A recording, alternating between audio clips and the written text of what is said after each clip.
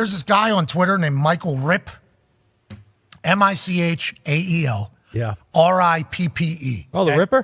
Hey, is that what they call him? Yes. Riper? That's what I believe. He's some chief Ripper. something officer for some Bitcoin poker thing, but super analytics guy. Okay. He put out some good stats that we need to check.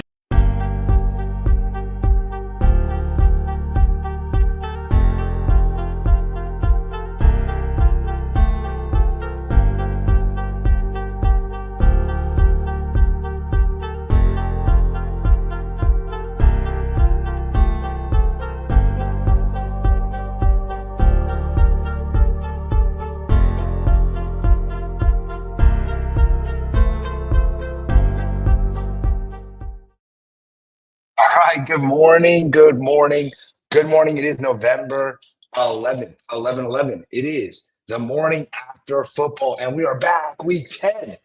Double-digit weeks in the NFL season come to a completion tonight. On Monday Night Football, you see I've got my Miami Dolphins hat on for tonight's Monday night game. That's right, Miami travels to Los Angeles to take on the Rams in what should be an exciting, high-flying offensive game.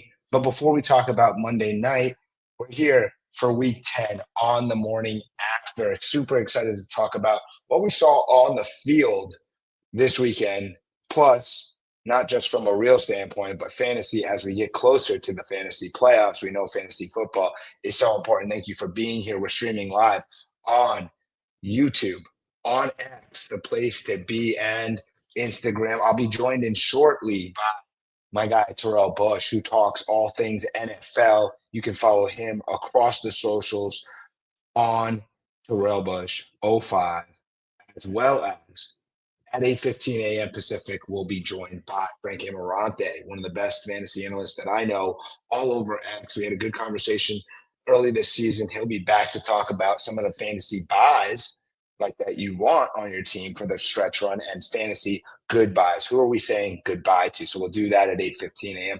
In the meantime, make sure you're subscribing, following, turning notifications on. This way you can win not just today, but you can win every day and every week. And then it is 11/11, so go make a wish, and happy Monday to you. It's good to be back here in the host chair as we get ready for the morning after football. And let's start in my favorite place, and that is at the box score breakdown, because we still have one undefeated team. We still have a team with one loss, and there's a lot of excitement, some of it showcased right there in the box score breakdown. So as I get ready to pull it up, again, if you're not following, make sure you're checking us out across the different platforms. Follow the profile, and you will make sure to never miss another TMA football. If you are have a comment, a question, you can put it in the chat. We'll try to get it answered during the show.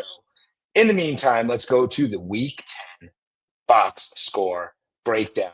9 major keys from the NFL week that was. That's right. You slept, I didn't, but I checked the box score breakdown. Let's start with Germany. New York Giants quarterback Daniel Jones. Yes, he was terrible again, and this time in Germany. In fact, this was the worst performance that Germany has ever seen from a quarterback. New York lost. I'd say he's going to be replaced this week. Mark it down. His stats, 22 of 37, 190 yards through the air for a 5.1 average. 2 interceptions, a rating of 50.5. That ain't going to get it done. That's for sure. Let's go to a quarterback that is getting it done. Quarterback Russell Wilson, and he is balling. Pittsburgh is 3-0 since he was named the starter after Justin Fields started the season 4-2. Sunday was also the first time a Steelers quarterback had 3 touchdown passes since December of 2021. That's a span of 48 games. Can you believe it? It's been 48 games, almost 3 seasons, since a Pittsburgh Steelers quarterback threw for 3 touchdowns. Russell Wilson did that this Sunday, and he's been awesome. 3-0 under his leadership. And look, he connected on one target to this guy, new Steelers wide receiver Mike Williams, with the 6th stat line, right? 1 target, 1 reception, 1 game-winning touchdown. Pittsburgh, 28. Washington, 27. That 1 reception from 1 target was 32 yards, a touchdown, and it was the game-winning touchdown. The Steelers moved to 7-2 on a big Sunday victory. Quarterbacks continue this theme this week, and we look to Arizona, where Kyler Murray has really got it going the last few weeks. This time he dominates the Jets. He goes 22 for 24, 3 total touchdowns, 2 on the ground, 1 through the air. Arizona 4 straight wins, and they lead the NFC West at 6-4. Look at those numbers. Just a thing of beauty. 126 plus rating. Give it to Kyler Murray, who is playing some of the best football of his career lately. We'll stay in the NFC, and we look to a kicker because I've always said kickers do matter. And this time it was Detroit, and the kicker saved the quarterback, Jake Bates. He did kick Detroit to victory. 58-yard field goal to win the game in overtime. Kickers do matter.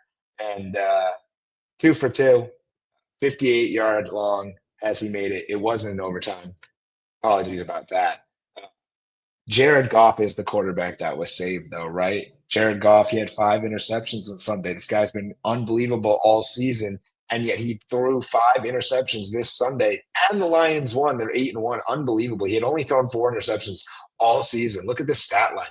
15 of 30. This is Jared Goff. He's been almost perfect the last month or so. 240 yards, averaging 8 yards a throw, fine. 2 touchdowns, but 5 interceptions. But Detroit still gets that win. That's a team that has got to be feeling good, being able to overcome such a ridiculous stat line. 5 interceptions, but Jared Goff has been really good. Just a one day where the team picked him up, and specifically the kicker, Jake Bates. We talked about the Jets earlier in the Kyler highlight, but here's the summarizing the New York Jets. Their season collapse has been completed, and it comes down to this. They lose 31-6, sure, but look at the way that they use target share here. Garrett Wilson and Breece Hall, in my opinion, the 2 best young, talented offensive players they have, combined for 10 targets in the game, while Devontae Adams, who was just traded for a couple weeks ago because he's Aaron Rodgers' best friend or close friend, had 13 alone. And basically the twilight of Aaron Rodgers' career, it's not a pretty sight. It's just ugly. And the Jets are 3-7, and you think their season has got to be over. But when you look at the numbers, Devontae Adams, 13 targets, he gets 31 yards total out of those 13 targets. Garrett Wilson and Breece Hall only get 10 together. They both do more with the targets than Devontae does. And it's just a mess in New York, unfortunate for Jets fans. Speaking of Jets fans, their old quarterback, Vikings quarterback now, Sam Darnold, he did struggle mightily versus Jacksonville. He had 3 interceptions, but Minnesota did sneak out that W, and they are 7-2. And that, is important. Wins matter. 3 interceptions, no touchdowns.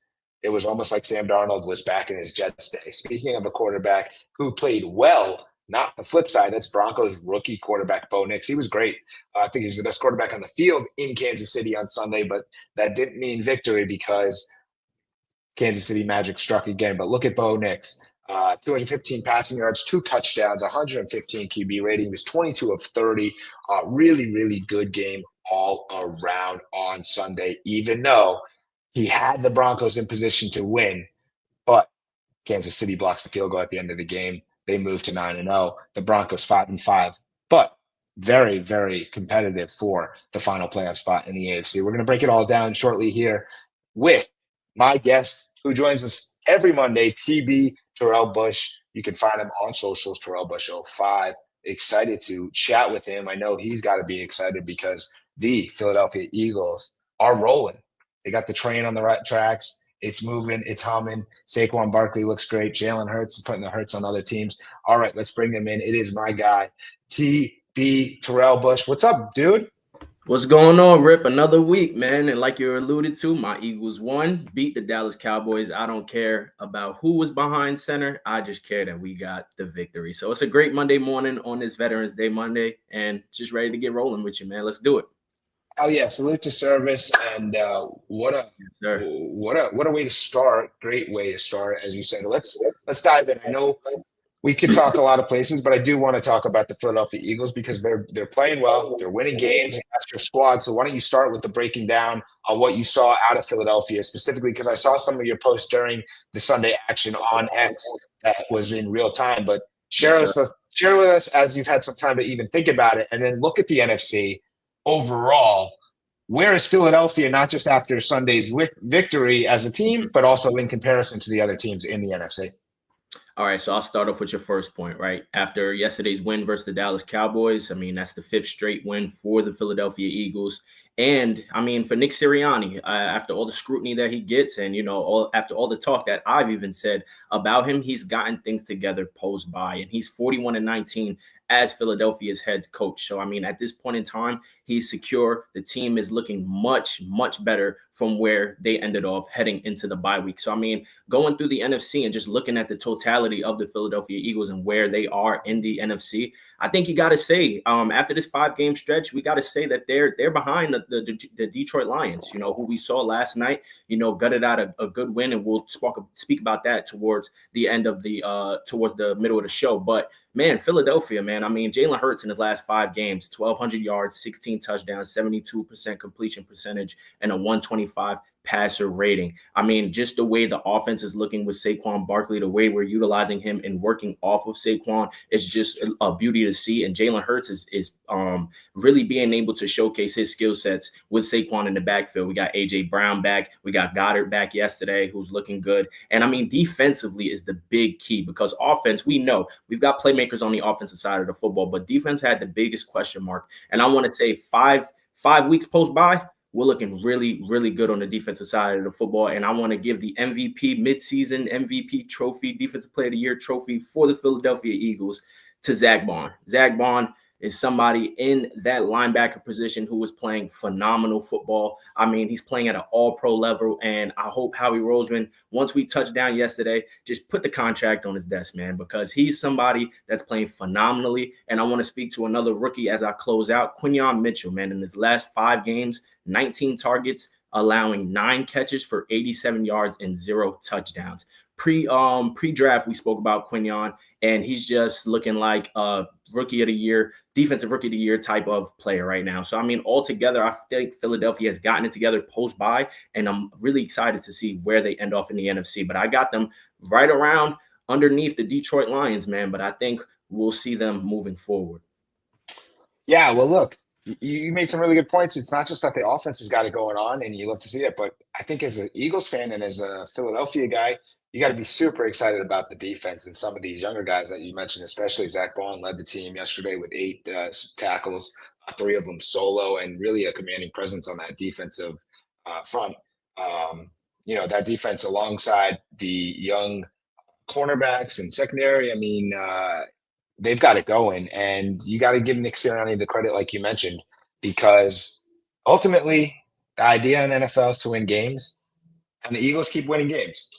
And so this was a big one, though. Gets them to 7-2, and they're now back in the lead in the NFC East, right? Because Washington loses, Philadelphia gets another victory, and here we are at 7-2. Let's talk about the team you just mentioned, though. We'll stick around in the NFC, but let's talk about those Detroit Lions, right? Because Philadelphia now is looking up at only the Detroit Lions, who come back to win a game that they looked like they had no chance to win or weren't going to win. They didn't want to win. Jared Goff kept throwing interceptions. He had more interceptions on Sunday Night Football than he had all season, which is with 5. But then at the same time, give credit to Detroit, because you pull out a win against a good team at their place when you have 5 interceptions from your quarterback. And so that's just something about your team as well. So what were your thoughts on Detroit, Houston, and Sunday Night Football? The Houston Texans couldn't get the job done, right? And like you alluded to, Jared Goff, 5 interceptions, 3 in the first half, 2 in the second half. And Goff became the first quarterback to throw 5 interceptions and win since Matt Ryan in 2012. Before that was Tony Romo in 2007. So it just goes to show you that does not happen. Your quarterback cannot throw 5 interceptions and you end up winning that ball game. But for Detroit, it speaks volumes because they won the ball game and they played a gritty style of football. They played a dominant style of football when you're talking about defensively and how they were able to turn over the football at crucial moments in the game. And it just goes to show you, man, Detroit is a team that is predicated off of their quarterback play, is predicated off of Jared Goff's efficiency and the way he's able to stretch the ball down the field and the way they're able to run the football. But even when they weren't able to get that quarterback play from Jared Goff, they were still able to win a game. And that is telling for a team that has aspirations to win a Super Bowl, man. That gritty, tough mentality, that Dan Campbell mentality that's seeping through the Detroit Lions, it showed, man. And yesterday for kicker Jake Bates, man, a 58-yarder to tie and a 52-yarder to win, man. They're 8-1 on the season for their best 9-game start since 1954 and 5-0 on the road this season, meaning their game travels. You know, they don't just primarily have to play at home. They can play on the road. We saw a couple weeks ago, last week, up against the Green Bay Packers in a gusty, rainy situation, and they were able to play dominant, and they were able to showcase that again on the road this week. So, hey, man, it just all kudos to the Detroit Lions. They played a great ball game. Jared Goff, I don't foresee him throwing 5 interceptions again, but when you have a quarterback, like I already said, who can throw 5 interceptions and you win a ball game, that's very telling for your football team. Yeah, it is telling. And Detroit, they get a little bit of a reprieve here in the schedule as they go to face the Jacksonville Jaguars next. And then they get a game with the Colts and then the Bears, who have looked really bad lately. So you think that Detroit probably run off another few victories, and this one will be in the past. Could easily see Detroit at 10 or 11-1 in the next month here. And, 5 interception game will be out the window. But this is just one of those games where you get by and you get the W. I want to stick in that division right there with Minnesota, because Minnesota is now 7-2 as well. It's a different type of 7-2 than we just talked about with Philadelphia, I think, though, right? Because they're not, they just escaped by a Jacksonville team that had Mac Jones, the quarterback. And so where are we with the Vikings now? And obviously, Sam Darnold with 3 interceptions, no touchdowns, not going to get it done in most weeks, even though it did this week. Yeah, Rip. I mean, when you look at the Minnesota Vikings, I feel like that the first start of the season, they were on high. We all saw them undefeated, the way that they were scoring, the way that Sam Darnold was playing, his efficiency, the way the defense is and was playing was looking phenomenally. And they got playmakers back like TJ Hawkinson into the lineup. And we think, all right, it's time for the Minnesota Vikings to take off.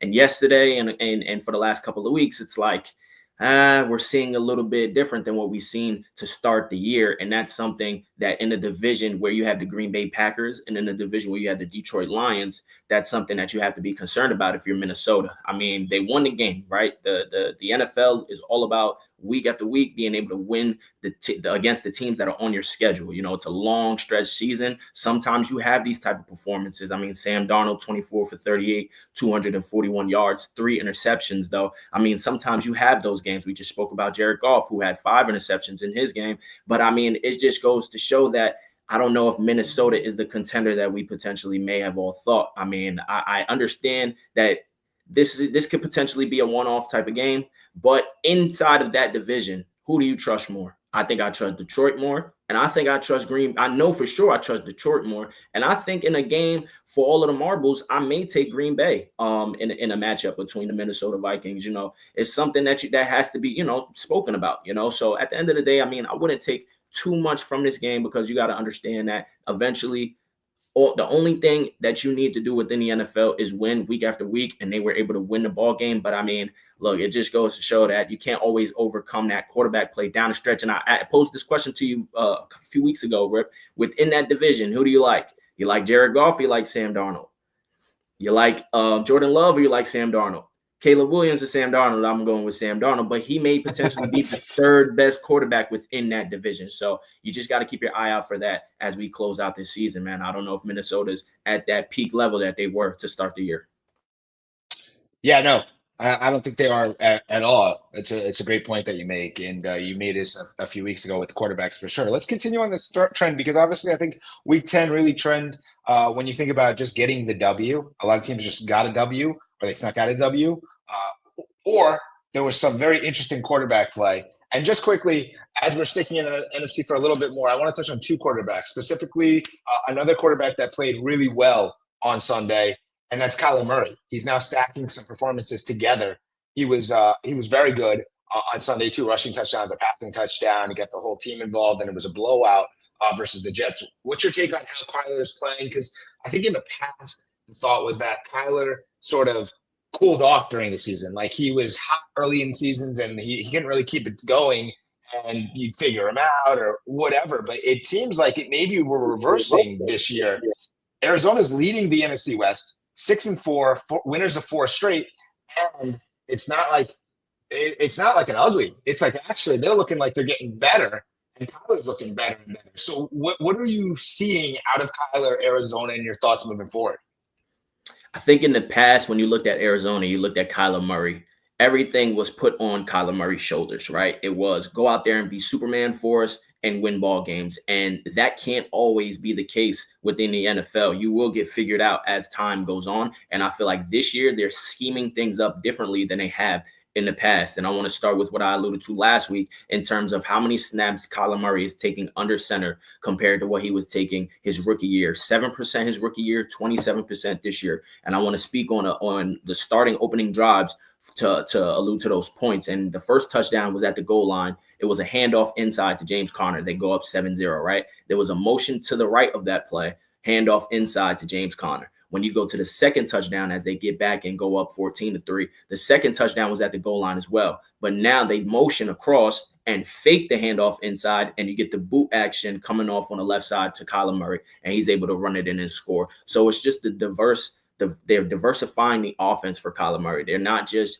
getting him in shotgun and letting him hand off the football or having him drop back and just throw and launch the ball down the field. They're actually scheming him up. They're scheming open certain players. And 6 different running backs ran the football yesterday. 7 different receivers caught the football yesterday. Going back to last week was the same deal. And so it just goes to show you 406 total yards of offense, 59 passing yards, 147 rushing yards. 17 straight completions for Kyler Murray to open up the game was the longest streak in franchise history for the Arizona Cardinals. So they've got playmakers all across the field, man. Kyler Murray is balling. He's utilizing. He has a great understanding of the offense, and they're scheming him up in ways that are bringing out the best of his abilities, and it's showing as they lead in the NFC West currently. Yeah, you made good points that were awesome to hear there. And I was just, as you were talking, I'm sitting here looking at the Cardinals, just to throw it back for a minute here, just to quickly run through the Cardinals season, which their schedule is wild when you think about it. So they open the season, they lose at Buffalo, then they beat the Rams 41-10. Then they lose to the Detroit Lions, they lose to the Commanders, they beat the 49ers, they lose to the Packers, they beat the Chargers. That first 7 games of the season, I mean, Bills, Rams, Lions, Commanders, 49ers, Packers, and Chargers, based on what we've seen now halfway through the season, what an early season gauntlet they had. And that's where their 4 losses. When you actually look at the Cardinals, they don't have a bad loss. I mean, the losses that they have are all to teams that are all solid, from the Bills, Lions, Commanders, and Packers. I mean, so, they're getting better. Everything is going better, but also maybe they've just been better from the start, and it was just the competition has been so fierce that finally they've had a little bit of a reprieve from going back to back to back against really good squads. And now they get the Seahawks and the Vikings the next 2 weeks, and then the Seahawks again, followed by Patriots, Panthers. Could be interesting. I mean, the Cardinals have to be taken very seriously in the NFC West. Definitely. And like you said, this upcoming stretch, they have a couple opponents from the NFC West that they'll have on their schedule. So the next few weeks will be telling to see where the Arizona Cardinals will end up. But I also want to speak to their defense, man. I mean, the last couple of weeks, not a line with touchdowns. They're strapping up on the back end on that side, and they're playing great football on that end as well. So collectively, as a unit, Arizona is shocking people. Nobody, I think, heading into the season, at this point into the season, would expect the Arizona Cardinals to be leading that division. But I mean, when you have a healthy Kyler Murray and you've got playmakers on both sides of the football, I mean, it's kind of hard to not win football games. And here they're showing that they are here, and the time is now for them within the NFC West. And I'm very excited to see how far they can take this, man, because Kyler Murray, we all saw coming out of college, man, he's a dog, and he's somebody, who a couple years back, had a torn ACL. So now he's fully back healthy. He's got playmakers. He's got a coaching staff who's behind him and scheming him up. And defensively, they're playing ball. So definitely excited for the direction of the Arizona Cardinals. Yeah, I think that's right. And, to close the bow on the Arizona Cardinals for this week, they are doing really well. They've got the former defensive coordinator from the Eagles, Jonathan Gannon, and he's doing a great job in Arizona. And he spoke on the Arizona defense. I like it. Okay, you have gone through the NFC with me really well. Really quickly, we saw Daniel Jones put forward the worst performance of a quarterback ever for Germany to see now. So he's doing this now globally, not just here in America. He goes to Germany, does it there in Europe. And anyways, should Daniel Jones continue to be the quarterback of the New York Giants in Week 11 and moving forward? I mean, at this point, Rip, I think sitting at 2-8, I mean, what other direction can he really go? I mean, even if you put another quarterback in, who is to say that they even want to do that at this point? I think they're pretty much all into next year's quarterback draft. I think they could start bringing up the draft stock now, bringing up the draft board, and kind of seeing who the quarterbacks are that are coming out from this year, because this is Daniel Jones. It has to be Daniel Jones last year as the starting quarterback for the New York Giants. I mean, it just goes. He's just yesterday and all season. You see him. He's making rookie mistakes. He's not making mistakes that players in year 5 and 6 make. He's making rookie mistakes. He's overthrowing guys. Malik Neighbors on constantly is open. He's overthrowing, underthrowing, not seeing, not protecting the ball in the pocket, turning over the football. I mean, 13.2 points per game in the last 16 games started by Daniel Jones. It just goes to show you can't win football games scoring 13 points a game, right?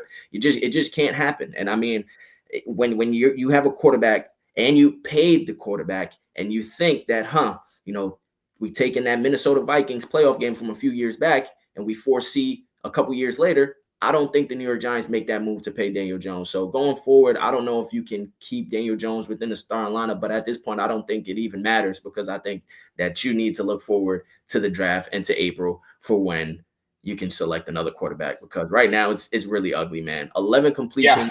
Throws 20 or more yards since the start of last year. Bo Nix has more completions down the field than Daniel Jones, and he's just gotten here. So it just goes to show you he's not playing good football right now, man.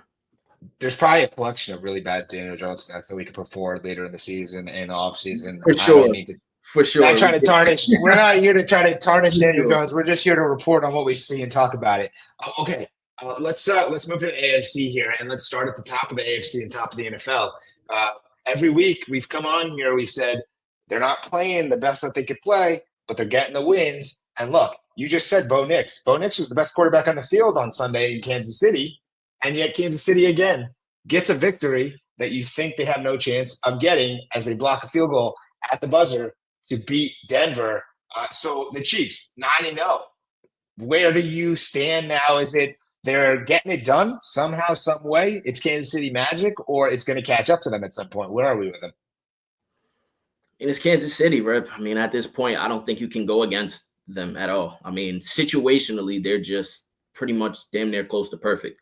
I mean, when you date back to dynasties like the New England Patriots and you see what exactly made them as dominant as they were for those years, it wasn't necessarily because they had a high prolific offense or they had stout athletes all over the field that could just make plays. I mean, they had good playmakers on the team, but what were they good at? Situationally, they were damn near perfect. And that's what the Kansas City Chiefs are, man. Time after time after time, we've seen them in close ball games and see them able to gut these games out because of who they have as their coaching, who they have on their coaching staff, and who they have behind center, and the opportunities, the opportunistic plays that they make on offense and on defense. I mean, 15 straight wins dating back to 2023, including the playoffs for the Kansas City Chiefs, man.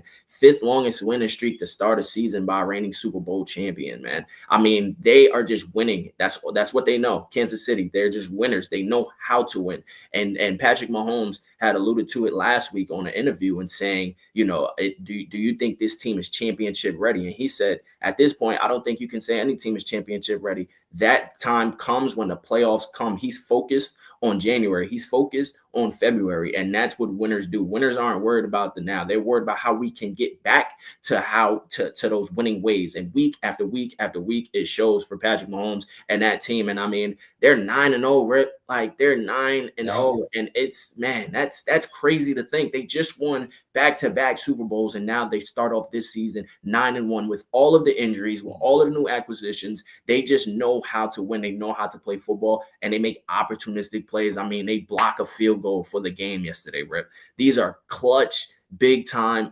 situational plays on the football field that every team can't make, man, because they're just too great, man. They are. This is what greatness looks like, even when it's not in its greatest form, right? This is a great team that this is a great team that isn't always playing the greatest football, but yet they're getting the great outcomes that everybody would take a victory no matter how you get it. And they just find a new way to win, no matter who's playing, no matter who's not playing. And it's really impressive to watch. And a lot of people say, it's dark magic and all these things because it's hard to explain how they're able to do it. But there's just something in the magic that is Kansas City and Arrowhead and Mahomes and that squad and Andy Reid. And as just a football fan, it's just awesome to watch. We'll see if they can continue this run. But here's the thing: they have a huge matchup next week. Buffalo. It's Buffalo, Kansas City. It's Buffalo, who is now 5 games up in their division. I mean, this is unheard of. Buffalo is 8-2 and has a 5-game lead, and we're in week 10 in their division. So, I mean, when you think about it, they have a 5-game lead, and it's only week 10. Right. It's only week 10, right? It's only week 10. I mean, they're doing to Buffalo. I know you pointed to your hat, but they're doing what New England used to do in the NFC East, man, having that crazy lead. But Buffalo has a 5-game lead. Buffalo is 8-2. The Jets, the Patriots, and the Dolphins combined have 8 wins. It's incredible. So, anyways, just getting off my tangent there, but Buffalo KC, it's the matchup that year in, year out in the playoffs and regular season has given us a lot of highlights, but it has continued to let Buffalo down and always, propel Kansas City either to the Super Bowl or to bigger victory and so forth. So let's talk about this matchup quickly because we have a little bit more I want to get through before we're done. But Buffalo 8-2, Kansas City 9-0 next week. Mm-hmm. And how do we look at this week's Buffalo Kansas City matchup as compared to past seasons? Anything different? Or are we going to see sort of what we always see with Kansas City Buffalo? Good game, maybe similar outcome. I mean, thrilling finish. I mean, they always bring thrilling finishes. I mean, always good games. I mean, Josh Allen is one of the league's best quarterbacks. Patrick Mahomes, we already know who he is and the all-time great that he is becoming. So, I mean, it's going to be a great game. I mean, I don't expect anything less. I expect Josh Allen to show up. I expect Mahomes to show up, of course, on the road. I mean, it'll be a great game. But at the end of the day, down the stretch, can Josh Allen make more plays than Patrick Mahomes to win the game? Can he put his team in position to win the football game? I mean, in the regular season, it shows that he can to a certain extent, but in the postseason, that question mark still remains. Can Josh Allen make the plays late in the ball game to beat Patrick Mahomes? And I don't know necessarily if I would put my money on that down the line. I mean, next week, say they go into say the Chiefs go into Buffalo and they end up losing that game. I mean, what does that necessarily really do? I mean, the Bills beat the Chiefs before in the regular season. So in the postseason, right. I mean, they welcomed them into their home last year. And they ended up, with all the question marks surrounding Kansas City. Can they win on the road? Can they win in the postseason on the road? And they ended up doing that. So, I mean, next week, I expect a big game, but I don't think it's really telling for down the line. Can Buffalo do it in the postseason? Because they haven't done it yet. So, yeah, no, I think that's very fair. All right, let's continue and finish with this one team specifically in the AFC North, and that's the Pittsburgh Steelers and Russell Wilson. And new acquisition. They make the trade. They get Mike Williams. Mike Williams comes in the box score breakdown. He has 1 target, 1 reception. It's the game-winning touchdown. It's a good trade if you're the Pittsburgh side, right? You get the guy who comes in, game-winning touchdown. But Russell Wilson, at this point, I don't want to say he's back, because he was gone. But he's doing things that we've seen in past iterations of Russell Wilson. He's getting it done. And credit to Mike Tomlin for being able to make the change from Justin Fields to Russell Wilson and make the team even better, because Justin Fields at 4-2, people are saying, how are you going to replace him, right? And now Russell Wilson comes in and he's running off a 3-0 record. And he just looks like the Pittsburgh offense is a lot more potent overall alongside that awesome defense. I mean, George Pickens has been unleashed and unlocked. And it just looks like a different offense from Pittsburgh. So what are your feelings on the Steelers and their potential moving forward?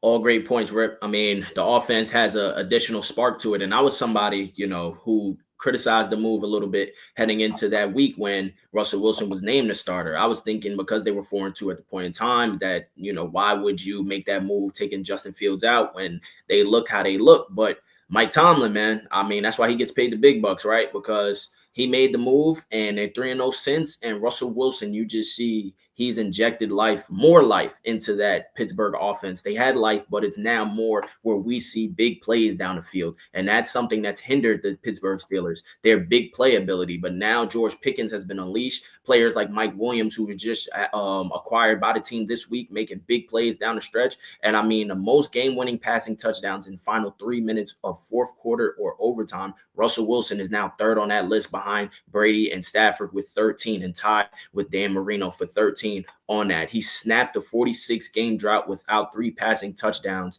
from a Steelers quarterback. So, I mean, hey, look, Russell Wilson, he's playing ball. He looks rejuvenated. He looks ready. He looks healthy. And that's something that's going to pay dividends for the Pittsburgh Steelers down the stretch, because we know that defense is stout. We know that defense is prolific. But can they answer that question at quarterback? And I think with Russell Wilson, they may have. Yeah, you said it great. They may have. They're winners of 4 straight. And you know what? The beautiful thing for Pittsburgh is they have 2 quarterbacks, and they actually have 2 quarterbacks that they can win with. A lot of times they say if you have 2 quarterbacks, you have no quarterbacks. That's saying right now, Pittsburgh and Mike Tomlin are proving that you have 2 quarterbacks. You actually can have 2 quarterbacks that can win. This might be a good thing because they know what they can do with Justin Fields, and they're seeing the potential that they can have with Russell Wilson. The big match comes next Sunday. We just talked about it with Kansas City and Buffalo, but look in the AFC North. We've got Pittsburgh, Baltimore. What we saw with Baltimore, Lamar Jackson is playing at the most elite level that Lamar Jackson, I think, has played at, and that is saying a lot because he's a 2-time MVP. He's got to be the MVP frontrunner right now by a long margin, in my opinion, the way that Lamar is just dominating. I mean, he looks incredible. That Ravens offense looks insane when you add the Derrick Henry, when you add that they have Deontay Johnson, and he's basically a spare part. Mark Andrews has come alive. Baltimore looks awesome across the board. And I had something I was going to put out last game. They were struggling against Cincinnati and, midway through, but then they just turned it on, and it was just like fire extinguisher of the way how quickly they turned it on. So let's end on Pittsburgh, Baltimore matching up next week, because we're going to come back next week. And I'm excited because we got some really good games in the NFL next weekend. And we're going to talk about them on the morning after football, week 11. But talk to me about a little bit about Baltimore if you want, and then just what you see out of Pittsburgh, Baltimore. So Baltimore, man, quickly as we wrap up the show, I mean, Thursday Night Football was a spectacular game, and I know we all saw it. We all saw the performances that both quarterbacks played, but specifically as we speak to Lamar Jackson, I mean, he's just playing incredible football, Rip. I mean, he's just playing phenomenally. We see the highlight plays. We see the spectacular running ability, passing ability, and that was the big question for Lamar. Can he make the throws in order in the pocket and within the game to win those games? And I think he's answered that question. I mean, this year he's been phenomenal with his arm and his legs. And so, I mean, I just don't know right now how you stop him. Like you said, front runner for MVP for sure.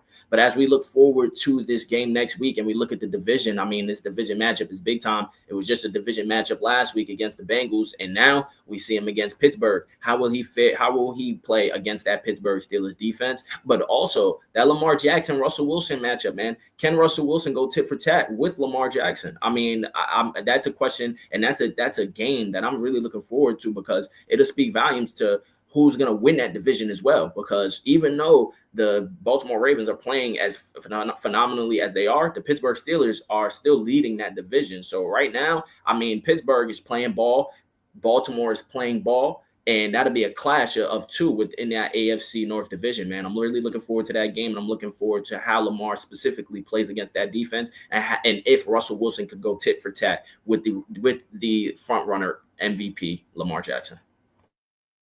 Yeah, I think you're looking forward to the game. I'm looking forward to the game. I think NFL fans are looking forward to the game. And this is a big game, not just for the AFC North, but ultimately when you think about the playoffs and we start to need to look forward to what it looks like from a playoff picture, you look at the winner of the AFC North having a big, advantage, obviously, because you get the home playoff game, but you're seeding, right? Well, obviously, you're looking at probably the 3 seed coming out of the AFC North or the 2 seed, right? And if you're not, and you're the wild card, now you're the 5 seed. You're probably looking at going to, Houston for your first round matchup. So, big difference here. What happens in the playoffs based on your, who wins this division. This is going to be a huge division game. It's really exciting to see Russell Wilson do well for Pittsburgh, and what we're seeing on the other side with, potential MVP for a third time, Lamar Jackson. All right, TB, it's such a pleasure talking to you and breaking down every week as we do here on the morning after football. Every Monday morning starts 7:30 a.m. Pacific, and obviously TB joins at 7:45 a.m. And tell everyone where they can find your stuff, where they can listen, hear from you, because I know you're doing so much good content across social. Let everyone know. Appreciate you, Rip. Thank you, as always, for the platform, man, and getting the week started with TMA on this beautiful Veterans Day on Monday, as we always do. But you guys can follow me on socials at Terrell Bush 05 on X and on Instagram at BTB Sports with 2 underscores. Also, you can follow our sports page at Pro Football Post, where we post a bunch of content throughout the week on a bunch of just the games, the storylines behind the games, and how all of those intertwine. The stories behind the stories is what we focus on. And just be sure to follow us at Pro Football Post on X. Appreciate you, Rip, as always, man. Have a good rest of your show, bro. I will, of course. And thanks for coming on. It's always a pleasure having you here. And we'll see you next Monday. All right, that's my guy TB Terrell Bush. As he told you, you can follow him across socials on Instagram, on X, on YouTube, Pro Football Post.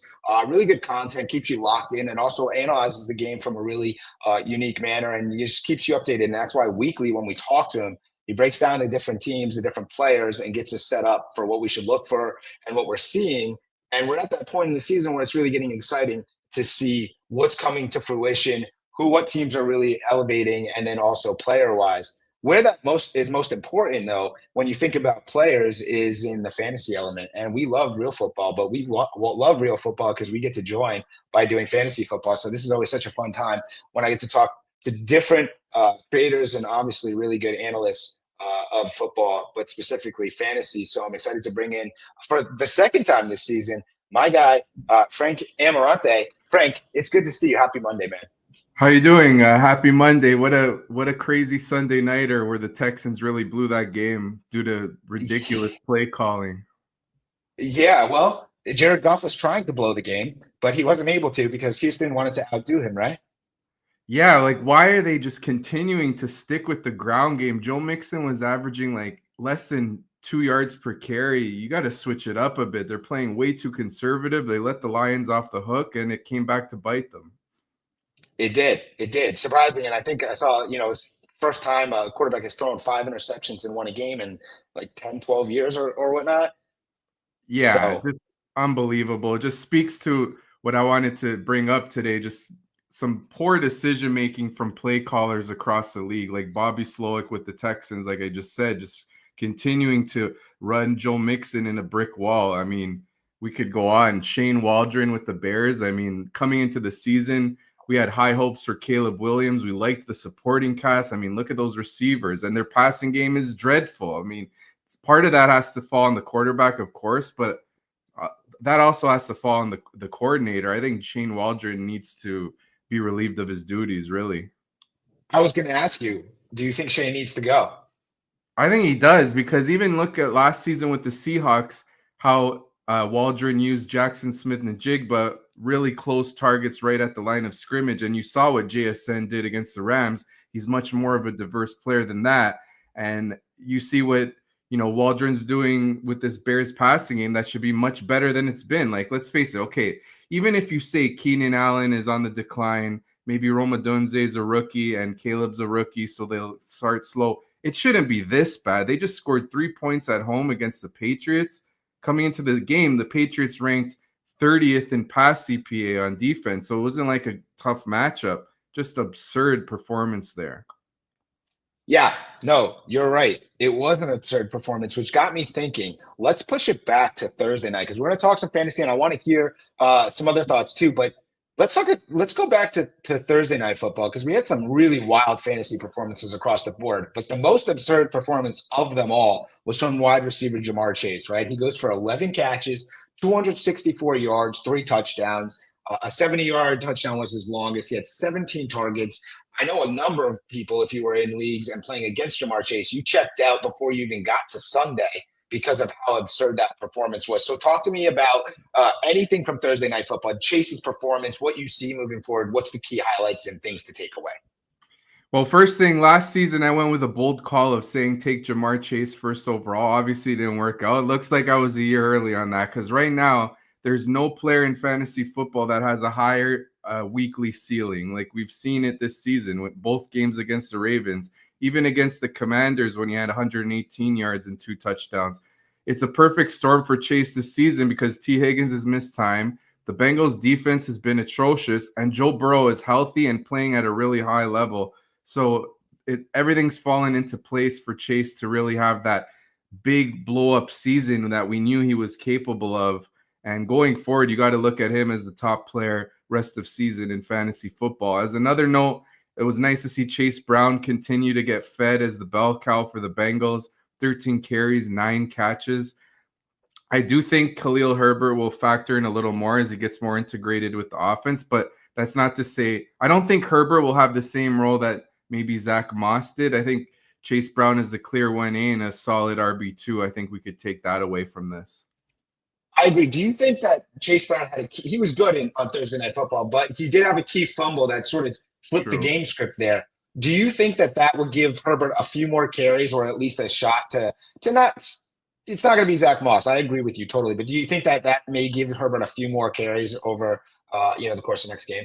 Yeah, for sure. Because Chase Brown, the last 2 games, you look at his touches, 22 and 32. 22 and 32 touches. I don't think it'll be to that level going forward. I think, like you said, Khalil Herbert will factor in a little bit. I think Chase Brown, 15 to 18 touches a game makes sense. And that still keeps him as, an upside RB2 top 24 running back in a good offense that, is going to probably be in a lot of shootouts due to their defense. Yeah. All right. So we're going to talk about some more games, but let's do what I've been doing more recently as we get ready, because obviously we know that the NFL regular season ends week 18, right? But we know that in fantasy, the regular season is going to end probably week 14, maybe week 13, possibly week 15, depending on your league settings, usually around week 14. So we're getting close to a stretch run here. We're in the playoff drive. You got to get in. You might be getting, facing elimination games, or you might be looking at seeding or prepping for the playoffs. So I like to do this segment that I created called Fantasy Buys and Fantasy Good Buys. So basically, Fantasy Buys, one player you're buying from a position moving forward, and then Fantasy Good Buys, like a player you want to say goodbye to. This could be for any reason, whether you've changed your mind on them, but just stuff that can help us for the remainder of this 2024 football season that can maybe help us win in the playoffs. All right, so let's start at quarterback. All right, so a player to buy for me at quarterback is Justin Herbert. You look what he's done the last 3 weeks, 24 fantasy points, 19.48, 19.76. He's playing at a really high level. In 2 of his last 3 games, Herbert has rushed for 30 or more yards.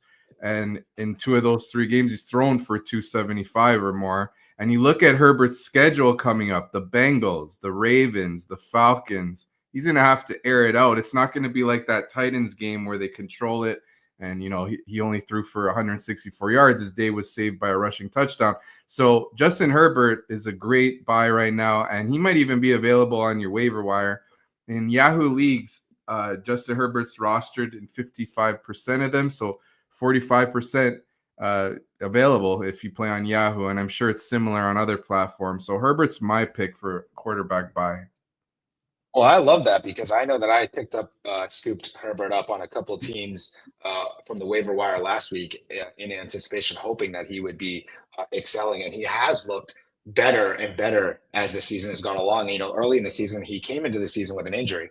And we were concerned, what will he look like? What will this Chargers offense look like? But it's starting to look like a Justin Herbert-led offense more so than just the running game, and he looks pretty good. So I'm excited about that call. What about we flip it? A quarterback that maybe we were riding early in the season or is on the roster and you're unsure what to do with, maybe we can get Herbert for this quarterback. Who is someone we cannot rely on moving down the rest of the stretch of season? I had high hopes for this player, and I was completely wrong. It's CJ Stroud.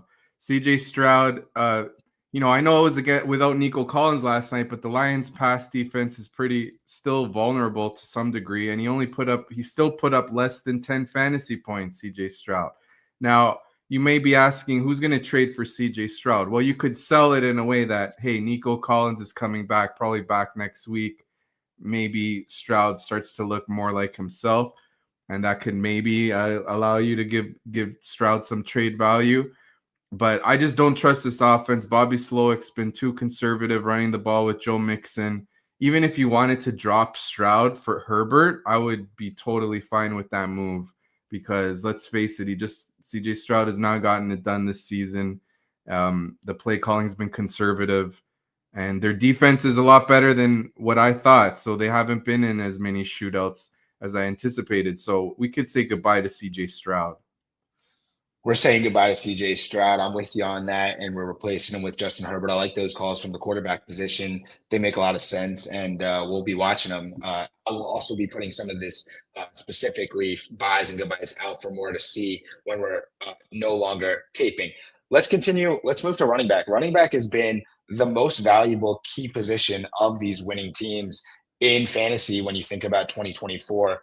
And they've sort of been the stalwarts if you've had the right ones or you've had enough of them. So as we move forward, I know we talked about quickly earlier already Chase Brown being a guy that's now ascended to a running back role that you could, want to start and could be helpful. But who are you buying from the running back position to move forward into the playoffs and beyond? Let's buy Ramondre Stevenson. Look at his touches the last 3 weeks, 23, 15, and 21. His fantasy points, 22, over 19. And last game, only 8. But he's getting fed. And with Drake May at quarterback, Drake May looks good. At least he's a major upgrade over Jacoby Brissett. So that helps Ramondre Stevenson, obviously, with a better offense. And Stevenson clearly is the focal point of this offense, as you saw in the touches. I said how much he's getting used. You look at Stevenson's upcoming schedule: Rams, Dolphins, Colts. Then he has the bye, but then he's got the Cardinals and the Bills. So a nice slate of games coming up. He's usually viewed as like just a solid RB2. Maybe if you look at rankings every week, and I make them at thegameday.com, you could check them there. But Stevenson is in the 20s. So it's not like you're going to have to pay an arm and a leg to acquire Ramondre Stevenson. And given his recent usage and given the upcoming matchups, I think that's a good buy. I like that call. I have a quick question before we hear who we say goodbye to at running back. Speaking of, you mentioned Drake May. You mentioned the Patriots offense. If you were one matchup, one game, who would you be starting at quarterback if you had to choose between Drake May and Caleb Williams, because they just matched up? So from a real life or fantasy perspective? Fantasy. Oh, at this point, yeah, it's got to be Drake May, because even though he only had 24 rushing yards last game, he had 95 prior to that, 46. Drake May had a tough matchup against the Bears last week. Bears are a great defense. Caleb Williams laid an egg in a good matchup. Unless we see a change in variable, and by that I mean getting rid of Shane Waldron just to shake something up with that Bears offense, yeah, it's going to be Drake May for me. Yeah, as I was listening to you talk about Ramondre, I started thinking about like Drake May. And then I thought about, wow, yeah, we just saw New England and Chicago, and we saw these rookie quarterbacks going at it. And Drake May wasn't even, the quarterback in New England to start the season because he's on the bench. And now it looks like Caleb is going the wrong way, and you would definitely take Drake over Caleb from a fantasy perspective. All right, side note, that's my brain just moving in weird places. Let's go back to running back, and who are we selling? We're buying Ramondre Stevenson for our stretch run, our playoff run, but who are we saying goodbye to? All right, so this one I took a different angle. This player's been great. He's been like one of the best waiver wire pickups of the season. It's Kareem Hunt. He continues to produce. He's getting a ton of workload. Look at this last game, 7 catches, everything. Like, what's not to like? Here's the thing. Isaiah Pacheco is probably going to come back pretty soon, like in a few weeks, I would say, a couple weeks. So maybe you can try to sell high on Kareem Hunt, especially with his upcoming schedule: Bills, Panthers, and Raiders. And maybe you can get, a player with a more entrenched role, because there's a risk that Pacheco will come back and take away this massive workload for Hunt. Maybe you can look at the standings, a team that's like 5-5, 4-6. They're desperate for wins right now, and you can maybe pluck a player like that. Maybe you could package Hunt for Nico Collins to a desperate team, something like that. I like that you took a different angle there. I think that makes a lot of sense there, right? Because Kareem Hunt has been better than anyone could have expected or even thought about. You weren't even thinking Kareem Hunt is going to have a fantasy impact this season when we were doing drafts. And here we are. He's not only been effective, he's been helping teams win. And yet he is a guy that you might want to say goodbye to because of a guy named Isaiah Pacheco coming back. So I really like that one. That's a really good point, Frank, and something to monitor. And if you are able to still do trades, because depending on your league settings for trade deadlines, this would be a great time to see what you can move Kareem Hunt for before Isaiah Pacheco does return. So I really love that one. Let's continue wide receiver wise. Who's someone that we want to buy to add to that list? Because we got Justin Herbert, you said at quarterback, Ramondre Stevenson at running back. Now let's do wide receiver. Who you got? All right. So this is a player who's performing rock solid right now, but still he's just not a guy that fantasy players like. He's like a boring one of those receivers, gets a lot of volume, but it's Cortland Sutton. Like, look what he's doing lately. 16 points in half PPR, almost 20 the week before, 13. He had that 0 against the Saints. Prior to that, he had 13. He's finally delivering on his volume, and Sutton has gotten over 100 yards in 2 of his last 3 games. You know, he's the clear top target for the Broncos. Bo Nix has been pretty solid. And you look at their upcoming matchups for the Broncos, Falcons, Raiders, Browns aren't that scary. Then the bye, then the Colts. So maybe you can get Cortland Sutton as a reasonable price, because going back to rankings, you look at weekly rankings every week. Cortland Sutton is in the low 20s, like the high 20s, sorry, like 27, 28, 29. Maybe he gets to 24. So it's not like you have to really pay a lot for him, but he's just been so underrated and rock solid, and the volume's there that he could be reasonable to acquire. I really like that. Yeah, I think he is going to be a type of guy that he could be reasonable to acquire, because there's probably some owners that haven't forgotten that he had a game on Thursday night, I believe, where he just went zeros. He was playing, but he was active or maybe inactive, depending on the way you look at it. And the irony is, since that game, he's just been a really, really good player for fantasy teams. And, it does appear to me, at least, that Bo Nix is getting better and better in that Denver offense. He was pretty good this past Sunday against Kansas City, and Cortland Sutton was good. And so that's a guy like that you could be acquiring that is, like you said, he's in those rankings in the mid-20s. You don't really think about him as a guy that's there, but he can be super helpful, whether he's your wide receiver 3, a flex start, maybe wide receiver 2 if you have a lot of buys. Someone that could be very helpful. And you talked about the schedule. I love that. I like this list that you're putting together with, you got Herbert, Stevenson, Sutton. It is sort of that element of guys that you actually could buy. This isn't like you came here and started giving me Lamar Jackson or Jamar Chase. So I love this because you're really hitting the dart right here. So on the flip side, though, we're trying to acquire Cortland Sutton. We want to add him to the team. Where are we looking wide receiver wise, where we said, man, this was the guy that was going to help us win, and yet we're losing because he's not helping us? It's time to say goodbye. It's time to say goodbye to a big name receiver who had a great year last season, but he's just not gotten it done this year. It's DJ Moore. DJ Moore, his last 4 games has been at 5 half PPR points or less. Like I mentioned, the Bears passing game is a mess.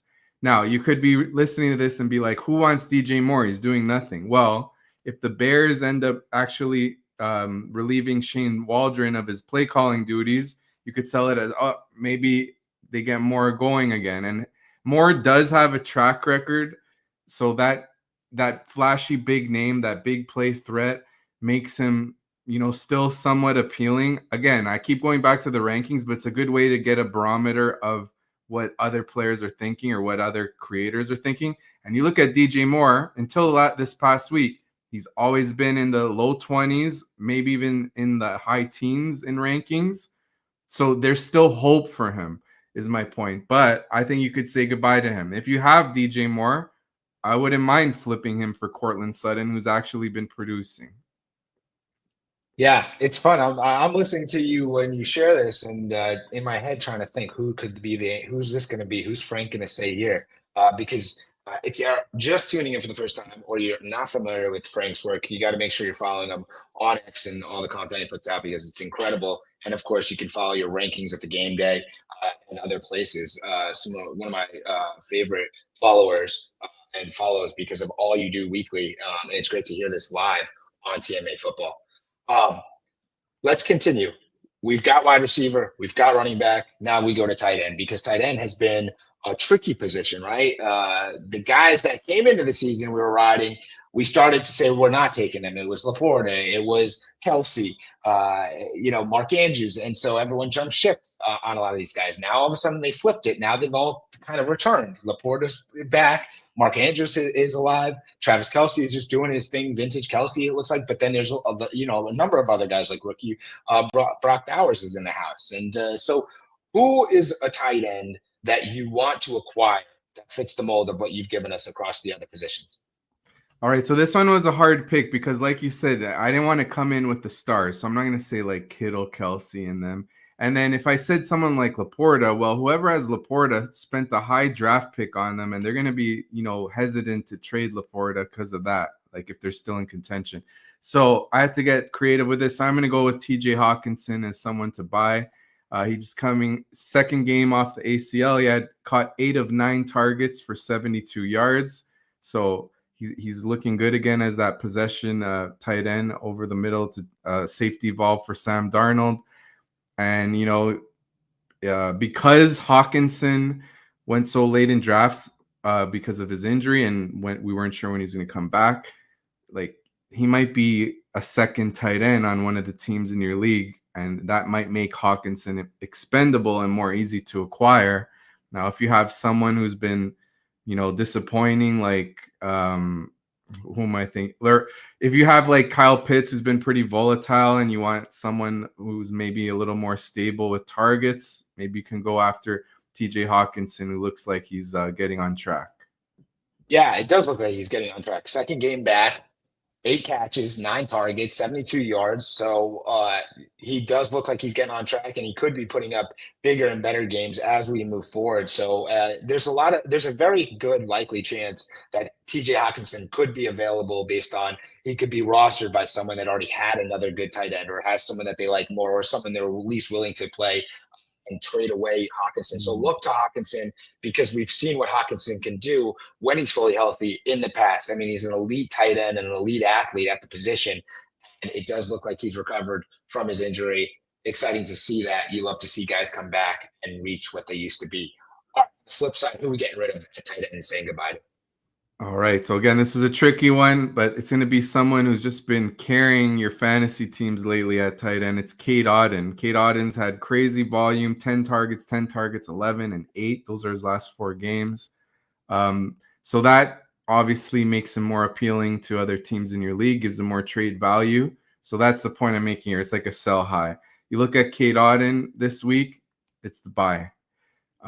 So maybe you can, if you're in a position where you need wins right now, you can trade Otton for Hawkinson and maybe another piece. Maybe that player would be willing to throw something in because of how good Otton has been. He's been like a top 2 tight end in the last 4 weeks. So there's that. And then, Mike Evans maybe comes back right after the bye. The Bucs are in a must-win situation. They're now 4-6. They're not done though. If you look at the Bucs' next 3 games, it's a very easy schedule. It's I'm just pulling it up real quick. They got the Giants. I think they got the Panthers and the Raiders. Giants, Panthers, Raiders. They could easily rip off 3 wins there. All of a sudden, they're 7-6. So maybe Mike Evans rushes his return, comes after the bye. And a lot of Cade Otton's production is because there's really no other receivers there. It's just Mayfield force feeding him on these like short targets across the middle. So there's a good chance that when Evans returns, Otton really goes back to that, border like tight end 12-ish type of option. So I wouldn't mind flipping him for Hawkinson, even if it's straight up, to be honest. Yeah, I wasn't sure where you were going to go with this, but I like the Cade Otton call as far as someone that has probably overachieved to this point for sure and been really good. And yet, yeah, maybe it's time because of not just Mike Evans' return, but maybe it is time to see if you can sell him at a level. And you talked about their near-term schedule where they have Giants, Panthers, Raiders. I mean, you look at the Bucs schedule the rest of the season, and if you're the Bucs, you have to think you have a chance, even though you're 4-6, because after they get the Giants, Panthers, Raiders, they do have the game where they go to LA and play the Chargers, tough one. Then they finish with the Cowboys, Panthers, and Saints. So yeah. If you look at that schedule on the whole, and you're in the Tampa, coaching staff, and you're in the meetings, and you're the team, and you go, boys, I know we take it one game at a time, but look at our schedule down this stretch. we've got a great chance here. It doesn't matter that we're 4-6 today. It matters where we can be. And so you got to think that the players will still be locked in. They're still vibing. It's not like the season is lost like maybe some teams might feel when they have a losing record. Yeah, exactly. And the Bucks, man, they've just been bad luck for them. Look at that first loss against the Falcons. They really blew that game. I'm trying to remember what it was exactly, but they had the lead and then they just went 3-0 really quick.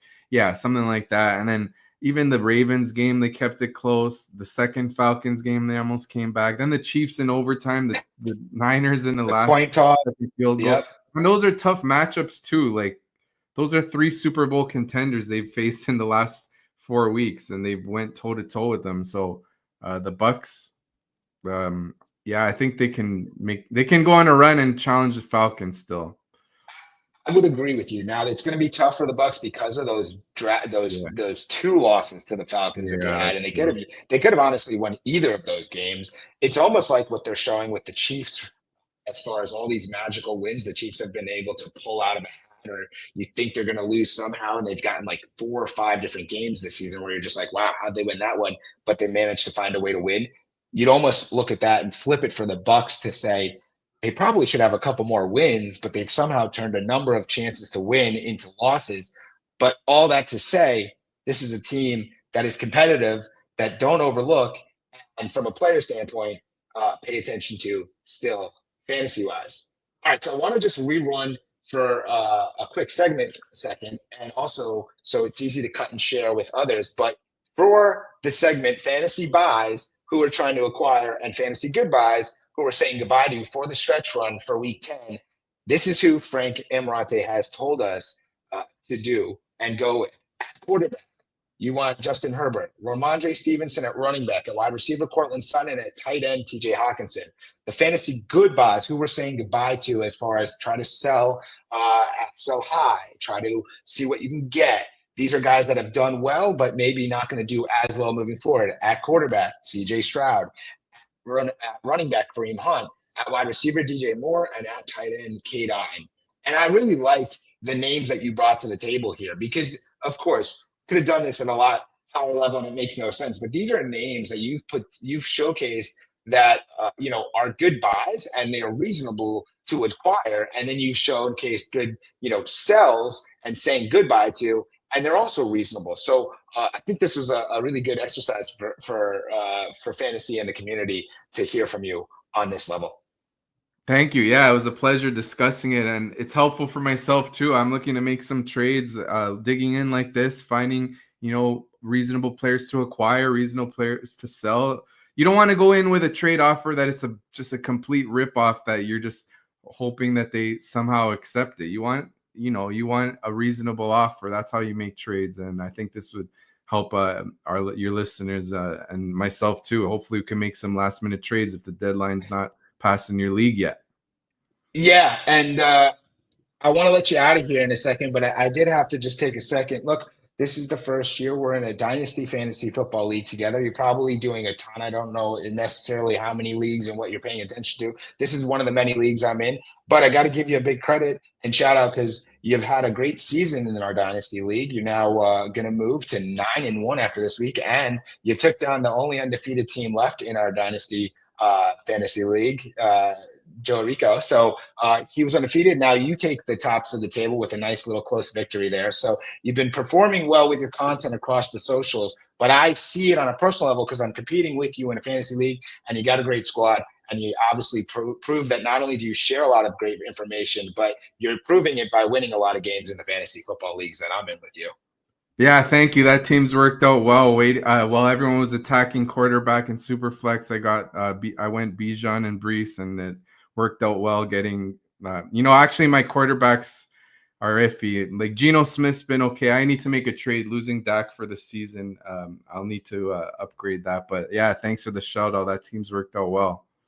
Yeah, no, and look, I like to compete and I see it. And so you got to give credit where it's due. You're having a great season. It's fun. We'll be in this Dynasty League for a while. We'll see how it continues to go. But hey, what an absolute pleasure. Make sure to tell everyone where they can follow you, see your stuff, your content. Obviously, make sure you subscribe, follow Frank at his X handle. But let us know what else. Yeah, so you could find all my fantasy and betting content at the game day. I got fantasy football rankings, start and sit, waiver wire column, lots to help you out with that. And I also post, useful tidbits on Twitter that you could find and check it out there. And if you have any start and sit questions, you can tune in. We do a weekly spaces. I do with other creators, Scott Engel, Sam Wagman, Tip Major, others you may have heard of in the space. If not, they're very helpful. Come check them out.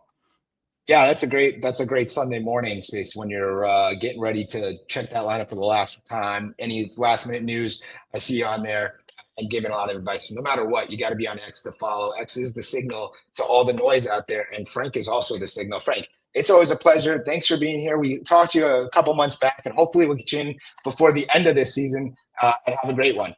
Yeah, take care. It was a pleasure, and good luck with the rest of the season. Take care, man. All right, thanks, Frank.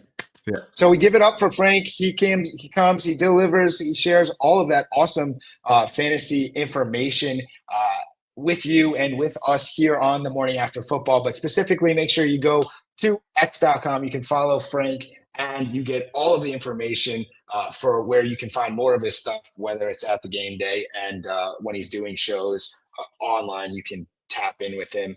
He is a joy to talk to, and I feel like I learned a little bit. So you heard he gave us the people to say goodbye to, but he's doing so much more. If you want to hear more from him or others, he's usually reposting. You can hear from other great analytics minds, content creators, and football analysts that are sharing ways to help you win on social media.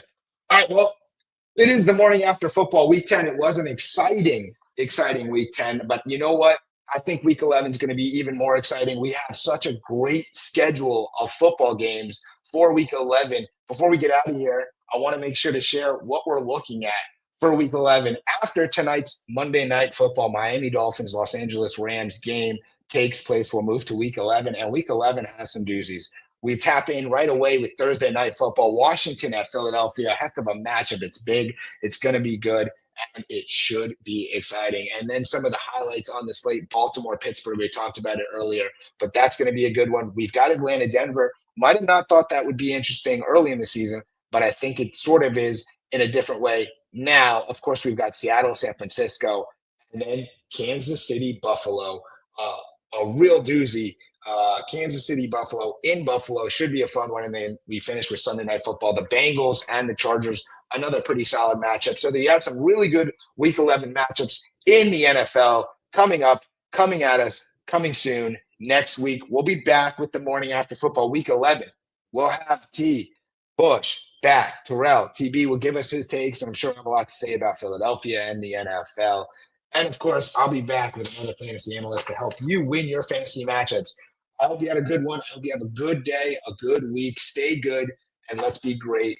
We'll see you next week on the morning after football. Subscribe, follow on socials, Twitter, X, YouTube, Instagram.